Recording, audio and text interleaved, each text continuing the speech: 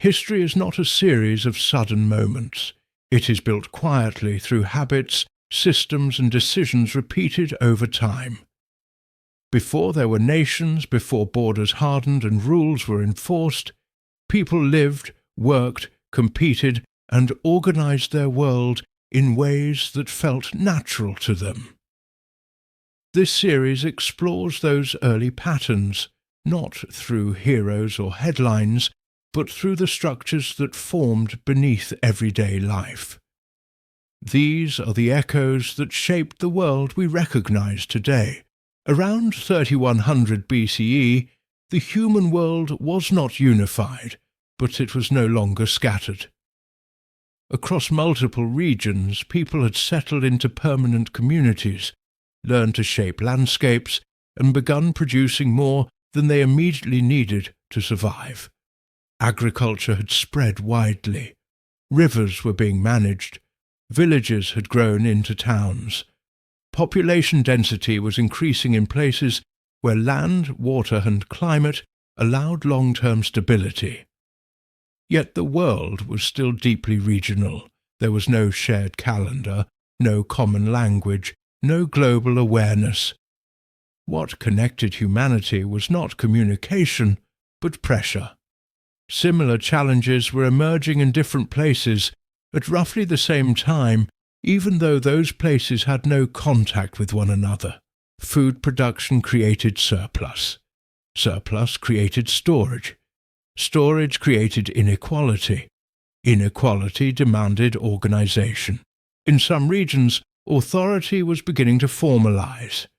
In others, leadership remained informal and communal. But everywhere, people were confronting the same question: how to manage growing populations without losing stability. The answer would not be the same everywhere. Along major rivers, centralized control began to form. In forested or temperate regions, authority remained distributed. In arid landscapes, ritual and tradition carried more weight than bureaucracy. This episode is not about a single civilization rising above the rest. It is about a shared human moment, when living together at scale required something more than kinship, memory, or tradition. It required structure. Before formal states emerged, human communities were organized primarily through relationships. Authority was personal, situational, and temporary. Leadership depended on experience, age, skill, or spiritual influence, rather than fixed position. Most people lived within small, familiar groups. Decisions were made through discussion, custom, and shared understanding. Memory carried law, tradition carried obligation. In river valleys, seasonal rhythms governed life. Floods brought fertility and danger. Communities adapted collectively, sharing labor during planting and harvest, and dispersing risk through cooperation. No single individual permanently controlled resources, even if some held influence. Elsewhere, pastoral and agricultural societies blended mobility with settlement. Land was worked but not owned in a modern sense. Identity was tied to lineage, not territory. Authority followed people, not borders. Ritual played a central role. Shared beliefs helped regulate behavior. Ceremonies reinforced norms. Storytelling preserved rules across generations. In the absence of written systems, repetition was governance. Conflict existed, but it was localized. Disputes were resolved within communities or between neighboring groups. Violence was possible but costly. Without standing armies or permanent enforcement, peace depended on balance and negotiation. Trade occurred but informally. Goods moved along paths and rivers, exchanged through trust and reciprocity. There were no standardized weights, no contracts, no enforcement beyond reputation. Exchange relied on relationship more than regulation. Importantly, inequality existed. but it was limited. Some individuals controlled more resources, had more influence, or held special roles. But without systems to preserve power, advantage was fragile. Leadership had to be renewed constantly through action and acceptance.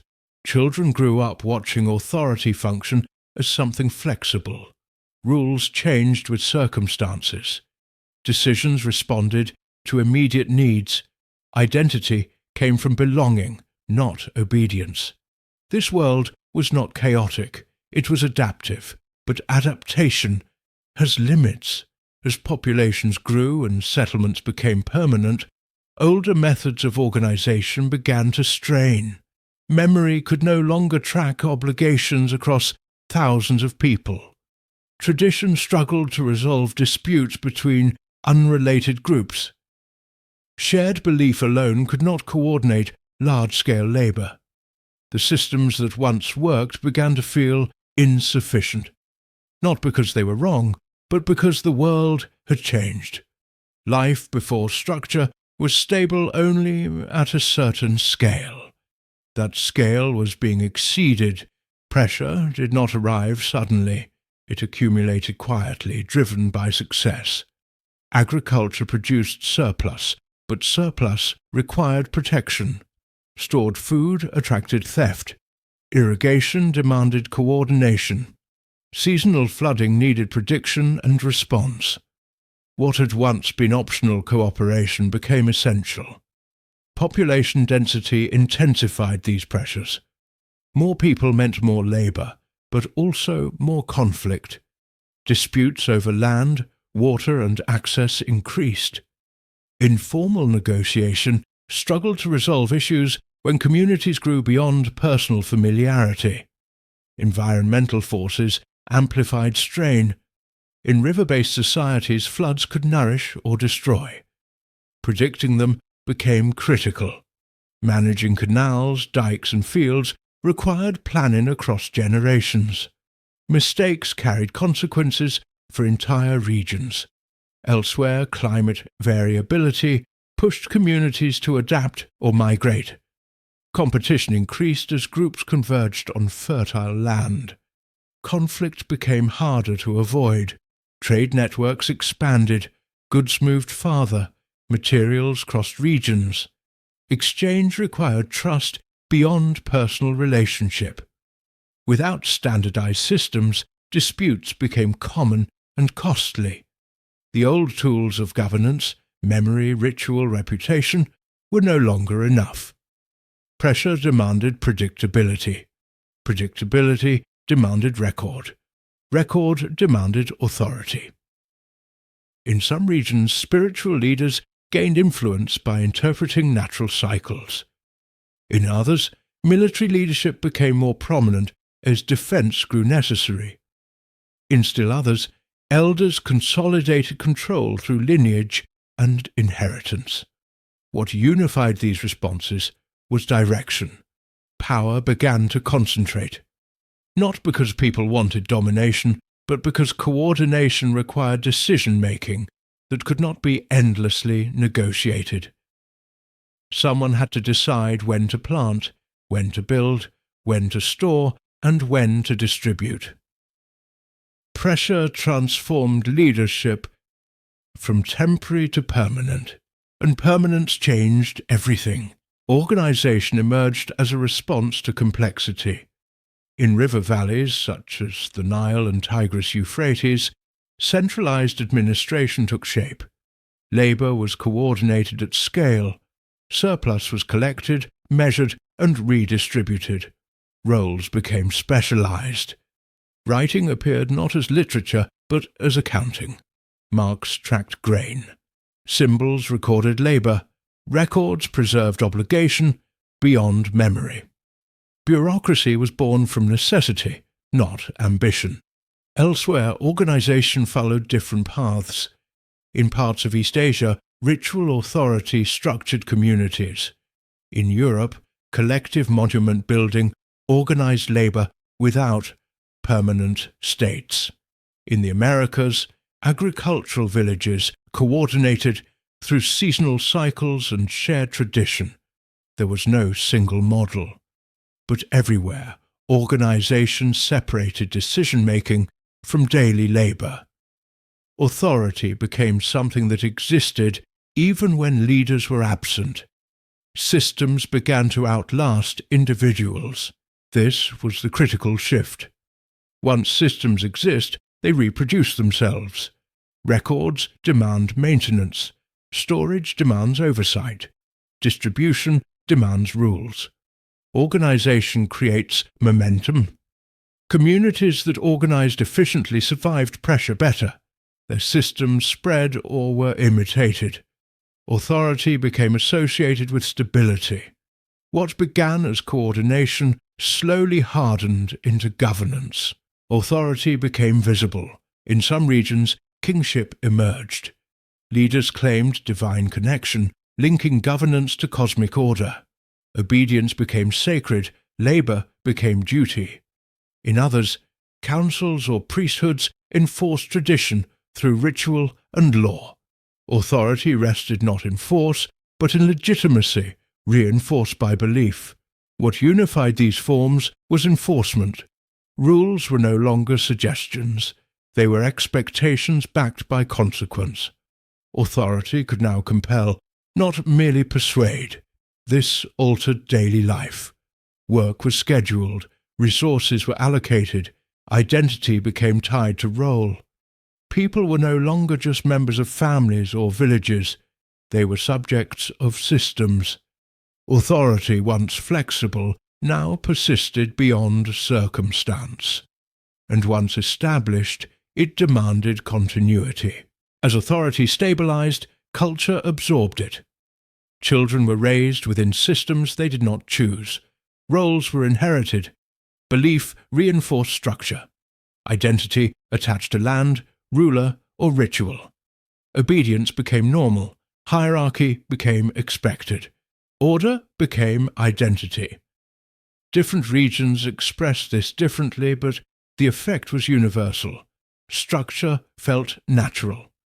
This was not oppression, as later generations would define it. It was orientation. People learned who they were by understanding where they fit. Culture locked in because it worked. It reduced uncertainty. It coordinated labor. It preserved memory. It gave meaning to participation. Once normalized, structure stopped being questioned. And that normalization would shape every society that followed. The systems formed around 3100 BCE did not disappear. They evolved, writing expanded, authority diversified, states rose and fell, but the core patterns remained. Organization, enforcement, identity. Later empires inherited these foundations. Modern governments still reflect them. Even resistance is shaped by structures first built to manage surplus in pressure. This moment matters not because it was perfect, but because it was irreversible.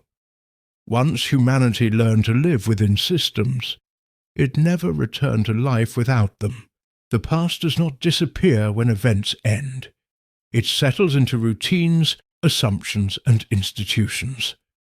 What begins as response becomes tradition. What feels temporary becomes normal. By tracing how structure forms and authority takes hold, we begin to see why later choices feel limited and why certain paths seem unavoidable. The world we recognize was not built all at once. It emerged through patterns repeated until they felt permanent. These are not just moments behind us. They are echoes that continue forward.